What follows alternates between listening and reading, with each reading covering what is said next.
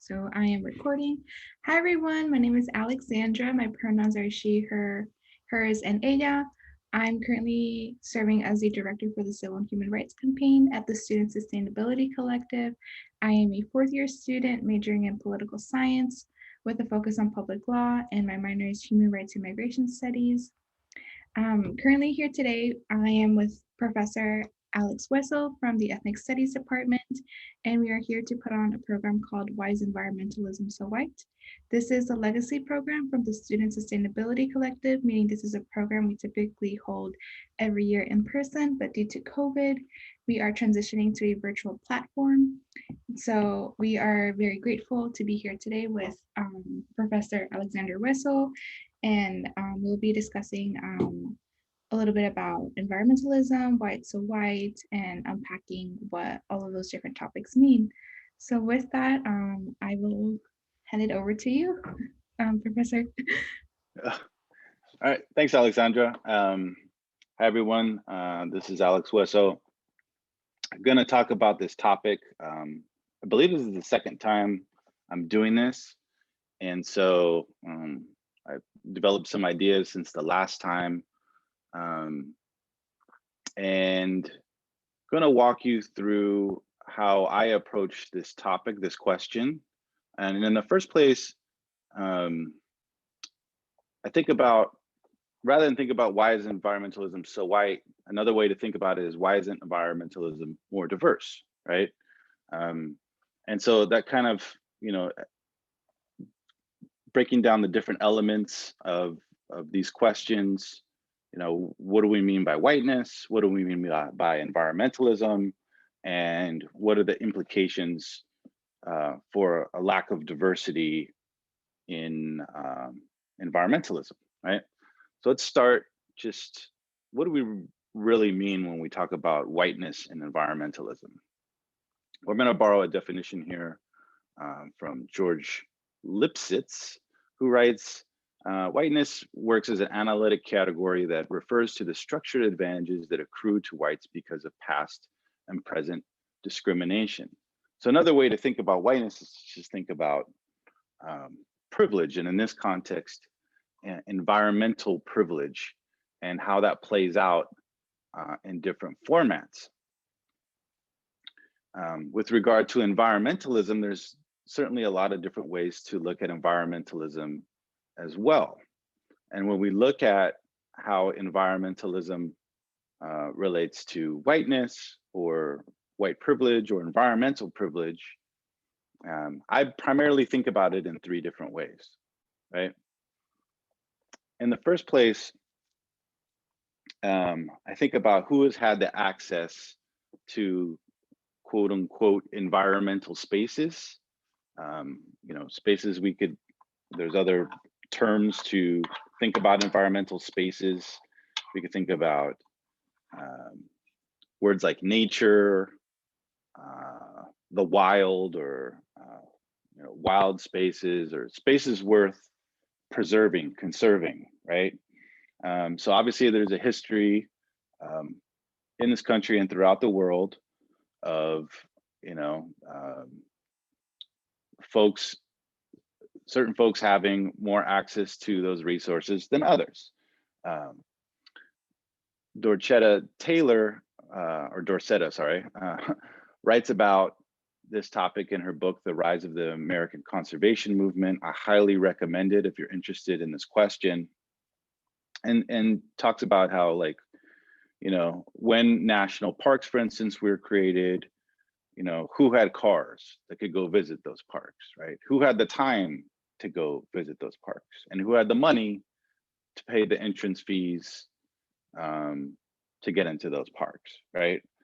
So that's one way to think about how environmental privilege works in environmentalism. Another way to think about it is that a lot of movements are kind of focused on saving blank, right? So we have this image here up top of Save the Bees, right? Environmentalism, often mainstream environmentalism, I'm going to make a distinction here between environmentalism I'll talk about at the end of today's lecture and mainstream environmentalism. Mainstream environmentalism tends to have that focus, save the whales, save the polar bears, save the bees, save this, save that, save this plant, right? And not really taking into account the structural reasons why those things might need to be saved, right? And how those things also relate to human beings that might need help too. And so kind of this exclusion of everything else because you're trying to save one thing, if that makes any sense. So in other words, there tends to be a focus on the saving of something and not really a consideration for the context for which that saving has materialized. And then in the last way, I think kind of about environmentalism that directly deals with environmental privileges, you know, you have nowadays, especially a lot of emphasis on, you know, buying things that are organic or fair trade, or you know, that they're just kind of were produced in kind of exploitation-free context.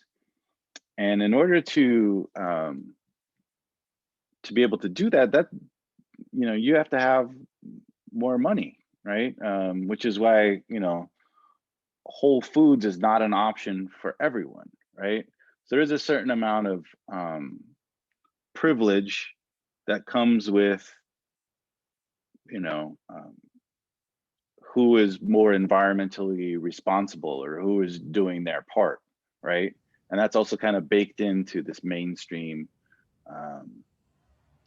conceptualization of environmentalism. Now, transitioning here to what are the implications? Oh, sorry, go ahead, Alexandra. So in thinking about how environmentalism is like privilege, like I know that currently there's a lot of it's trendy to have like shampoo bars as an alternative to like buying shampoo in plastic bottles. But like those shampoo bars are like $12, $15 each versus like a bottle of shampoo that comes in plastic like would be like $3 or $4. Um so I was wondering if that's like also like an example of environmental privilege with this sort of like how like environmentally conscious products are more expensive than the regular alternatives. Yeah, absolutely. And it's also not to say that we shouldn't be buying the more expensive thing. It's to say that there is a certain amount of that, yeah, it's tied to your you being able to afford it. And also, you know, for those that are looking down on people that are not buying the more expensive option, right? You need to think about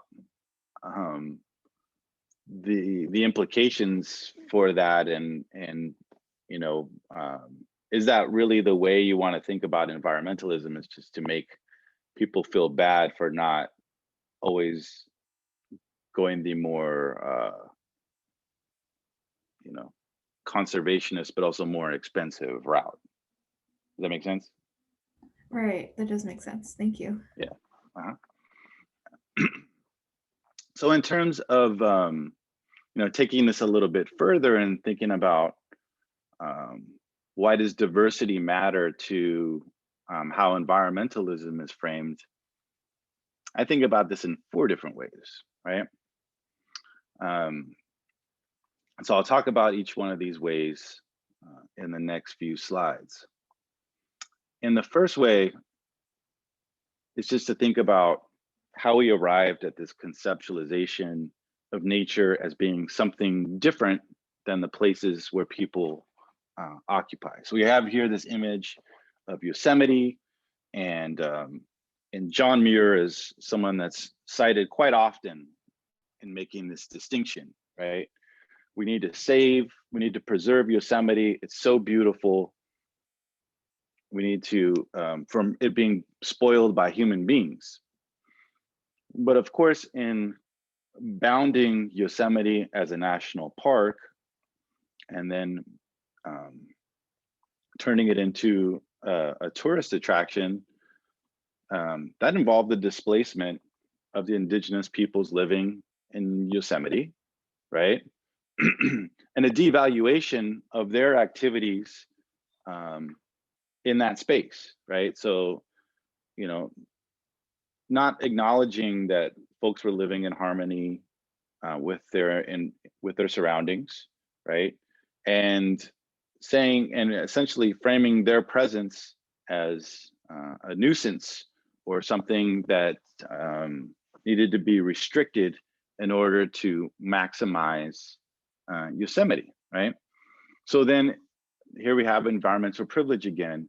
It went from being some place that all people could access to a place that only those who had the means could access, right?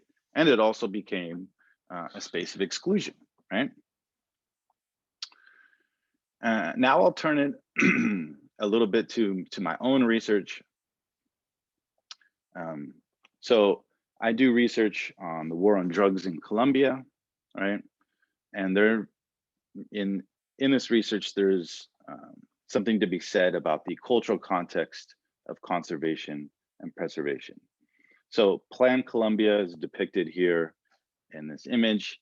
Is this, you know, at the time, I think it was the largest foreign aid package given to any country in the world, because Colombia was in bad shape, you know, had the rise of drug lords and drug cartels. And so the US steps in and provides this aid package to Colombia that largely it had a lot of different facets to it. But one of the main facets of it was this assistance for the war on drugs in Colombia. So trying to prevent drugs, mostly cocaine, from coming into the United States by limiting the supply of cocaine at the source, right? And so this consisted of stepping up the efforts to aerially fumigate, so using crop dusters to spray glyphosate, which is a chemical used in Roundup, if you guys are familiar with that product, which has been proven to be cancerous, right, carcinogenic. And so that was being sprayed not just on cocoa plants that are used to cultivate or processed into cocaine, but also because of the way that the spray would drift, would hit so much more, right? So affecting everything, bananas, coffee, sugar, potatoes, et cetera, and also sometimes the spraying was done in the wrong place, right? And all along the United States and other entities that are trying to co-sign these operations were saying it's not carcinogenic, while people on the ground are saying, hey, we're experiencing birth defects. There's, you know, this is really bad for us. Please stop this. Stop insisting that we do this, right? So I went to Colombia, spent a year there, did this research. I've been involved in this research for about 10 years now. And I found things such as this statement from the US Embassy, which states, what do the bad guys do? To plant coca, drug traffickers first go to a place and have to clear away forest or jungle, using fire, using chemicals, axes, whatever they have. They're the first to destroy the environment. So there's this articulation of a wrong that's being done to the environment, right? And you can see a picture of it on the right, this swath of the Colombian, of a tropical forest being cleared out for the sake of cocoa cultivation, right? Part of Colombia borders the Amazon. Part of Colombia, there's another part of Colombia that's also tropical forest. There's all these different places that are affected by this activity, and there's no denying that it's harmful for the environment. And so the justification of that spraying was that it's really minimal compared to what these people destroying the environment are doing, and it's a way to stop that from happening. And so this, ironically as it sounds, this spraying, this aerial fumigation was put forth as a way to conserve the biodiversity of Colombia, right? And biodiversity is defined in these terms, right? It is a general term that signifies natural variety, understood as the number or frequency of all organisms, animals, plants, fungi, and microorganisms, including generic variants and the variability of habits in an ecosystem. Now, the reason I bring this up is this is a rather conventional definition of biodiversity, right? It is we need to preserve the diversity of all these plants and animals and living things living in a given space, right? And I want to point out that this version of biodiversity is very, there's a very capitalist slant to it, right? Because if we lose this diversity, we're potentially losing the cure for a disease, right? Or we're missing some link in the food chain that's going to mess us up in a certain way. And it doesn't account at all for the presence of human beings. So the people, the farmers that I interviewed on the ground in the Pacific region of Colombia, which is heavily Afro-descendant, have a very different view of what biodiversity is. The biodiversity of species we have here forms part of the collective of life. Essentially, we are that, everything existing together. And we defend biodiversity not because of a species is becoming extinct, but we do so because it affects the habitat, the entire ecosystem, right? And so in my dissertation and subsequent publications, I argued for a more encompassing, following the lead of these farmers and their communities, arguing for a more inclusive definition of biodiversity, which you could argue, or I could argue, is also a parallel to a more inclusive version of what nature looks like, or what environment, quote unquote, environment looks like, period, right? And part of the reason this happens is that, people have what are called moral communities. Right? Can we take a step back? Oh, sure. Sorry, go ahead, Alexandra. I kind of wanted to unpack a little bit more the different implications for having like a narrow definition of diversity versus of biodiversity versus like a general and more inclusive definition of biodiversity. I'm kind of thinking about, who's coming up with these definitions. Yeah. And then sort of like what would be any implications if the more inclusive and general definition of biodiversity were to be implemented, like would the US have to stop doing what they're doing in Colombia if this definition is accepted? Yeah, that's a potential. I mean, it's a discourse, right? So it's being implemented a certain way, right? And then there's this other discourse coming from the folks that are living in this area or these areas that have a completely different view of biodiversity that's devalued, right? And how is it devalued? Well, it's devalued because, if the US Embassy sees a report from this area of the world, they'll say, well, that wasn't conducted by,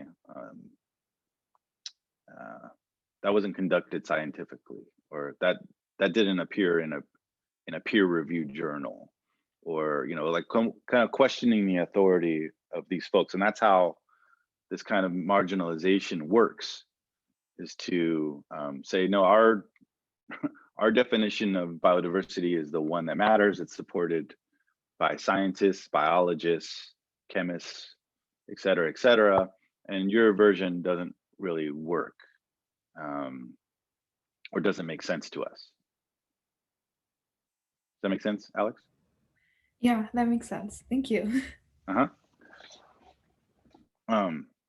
So moving on to this concept of moral communities, we have people that are close to us, people in our circle of friends, and even non-humans that we, look out for, right? That are important to us, and those form our moral communities.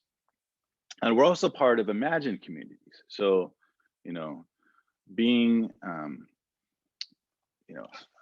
a citizen of the United States, you are part of an imagined community. If you guys are familiar with that term, the imagined community talks about how you are in a part of a community with, so many people that you will never actually meet in your life, but you're supposed to feel something for them, and you're supposed to rally together because you are part, in this case, of the United States, right?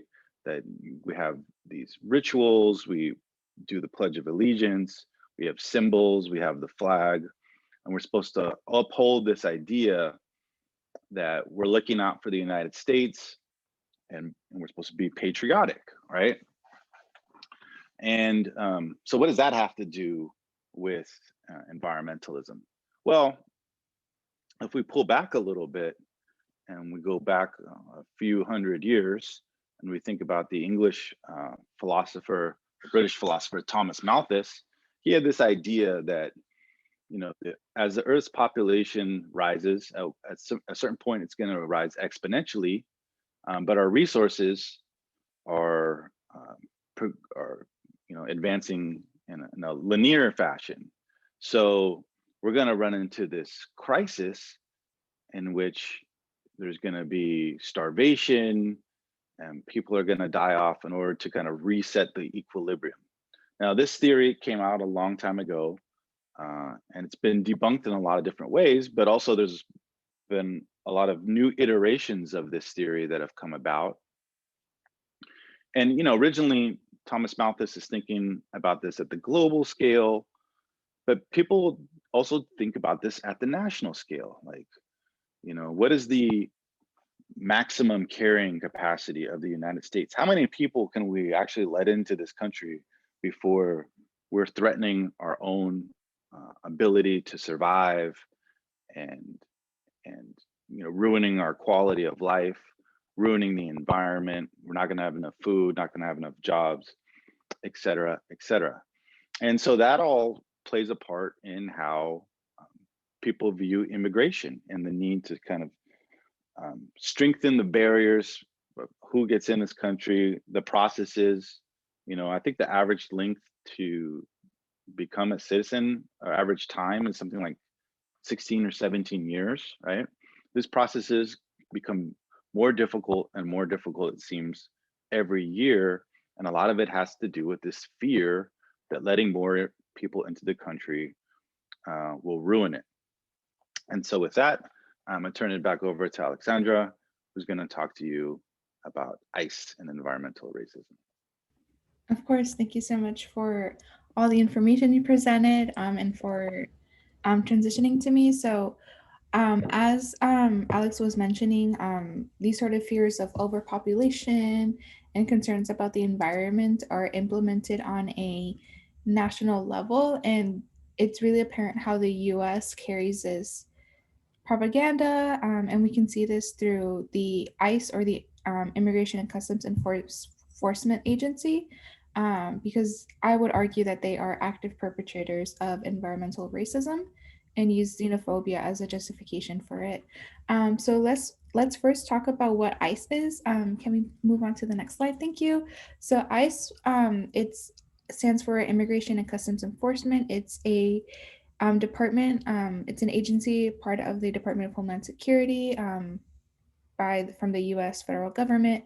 It was created in 2003 by President George W. Bush in response to 9/11. Individuals were concerned that terrorists would enter through America's southern border, so they felt the need to further increase immigration enforcement and to combat, quote unquote, illegal immigration, but of course we know that no one can be illegal on stolen land. But this is all used, they're using the name of public safety in order to carry out racist and xenophobic agendas. And so what you'll see on their website is that ICE is there to protect Americans and American values, but really they use this as a police mechanism to target immigrants. We can move on to the next slide. And then so what I mean by how they ICE are perpetrators of environmental racism is that um, ICE will place individuals in detention centers, which are basically prisons, and these prisons are known to be unlivable and uninhabitable areas that are spread throughout across the nation, and individuals aren't given access to healthcare. They're treated very poorly. One example of this is the detention center in Tacoma, Washington. The detention center was placed next to a cleanup site. So the soil itself is really toxic, and that releases toxic chemicals into the atmosphere. There are tons of different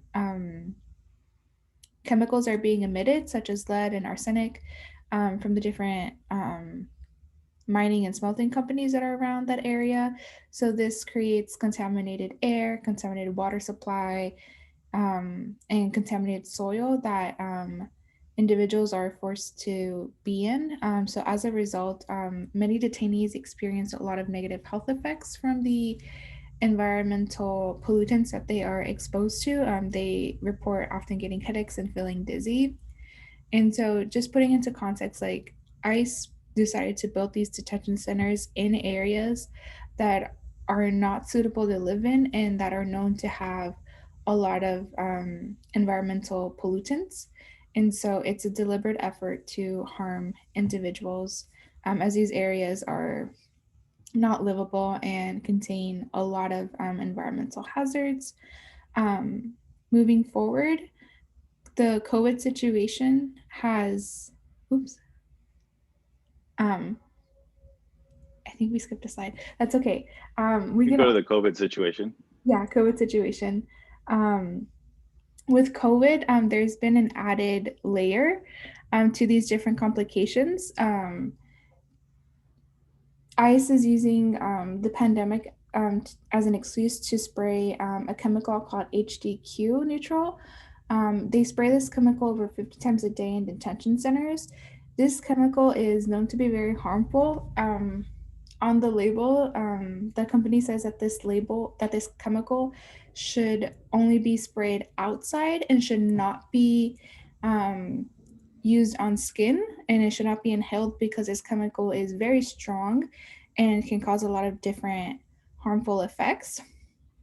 But ICE agents are using this chemical indoors and they're spraying it in detention centers over 50 times a day to supposedly kill COVID and mitigate the risk of COVID. But however, this is a very harmful chemical that should not be used indoors, much less on individuals. And many detainees have reported having burns as a result and coughing up blood after being exposed to this chemical because it's a very dangerous chemical. Just to make things worse, the areas aren't the detention centers are not well ventilated, so there are unfortunately just being forced to inhale this chemical and suffer negative health effects as a result of this. We can talk about this in the Otaimesa Detention Center in San Diego, because this is something that's currently happening right now in the detention center that's in San Diego. ICE has said that over 169 people have gotten COVID, and there's been individuals who have unfortunately died of COVID. And so, if people are getting sick and if people are dying, then we know that obviously ICE isn't doing anything to protect individuals. They are just using COVID as an excuse to spray a bunch of chemicals on individuals and harm them. So, with all this, we can see that this is a form of environmental racism that's happening in San Diego, right? just south of our campus, under the guise of COVID protections, under the guise of public safety, under the guise of terrorist concerns, but really these are all just cover-ups for environmental racism, and it's evidence to show that the federal government is perpetrators of environmental racism. And so that brings us to the question of environmental justice, right? So what does environmental justice mean? How is that different from the environmentalism I was talking about before, right? So environmental justice movements are these grassroots movements that emanate primarily from communities of color that are disproportionately impacted by different forms of pollution. But however, that doesn't mean that, if you're not part of one of these communities, that you can't be down for environmental justice. Really, the underlying thread of environmental justice is that no community should ever have to suffer pollution, right?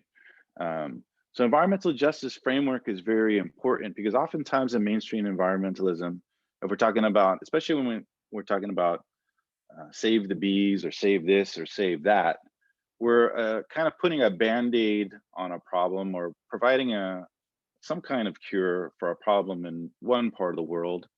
But we're, of course, ignoring the larger implications for why are the bees disappearing? And why are these, how are these other kind of structural reasons tied into the thing that we're concerned about, right? So let's say there's a toxic site in San Diego, and so let's say we successfully get that site shut down. Well, who's to say that that site doesn't move to somewhere else, to India or to China or somewhere where they're permitted to conduct the same business and pollute the same way, or maybe even more, pollute even more, right? So the idea that this idea is really important. No community should ever have to suffer pollution, that the strength comes from the people that are leading these resistance movements in their own communities, that we shouldn't be necessarily looking at different government institutions for solutions, because oftentimes it's government institutions that are, perpetrating these injustices, this environmental racism. We can look at what's happening with the water supply in Flint, Michigan as a perfect example of this, right? And so it also means thinking intersectionally. Like, we can't just think about how, if we're truly concerned that no community is suffering from pollution, we can't just be thinking about how this group of Americans or this group of people in this part of the world are affected. We need to be thinking intersectionally. We need to be thinking across, ethno-racial identities, across gendered and sexual identities, across religion. We need to essentially think in the intersectional way that the Black Lives Matter encourages, in order to, be doing our best to advocate for environmental justice. So Alexandra, I don't know if you have any more, Yeah. but this is my part. If you have any questions, and I just want to thank you once again for the invitation to speak on this topic, because I think it's really important. Of course. Thank you so much, Alex, for sharing your time with us and for educating us on these very important issues.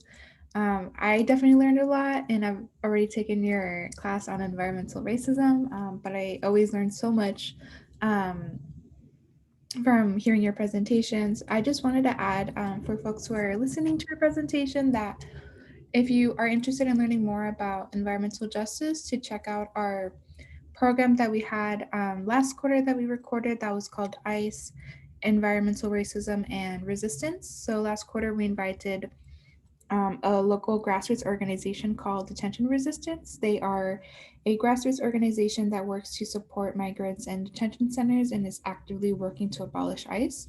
And so, one way to get involved with environmental justice is to join a local grassroots org.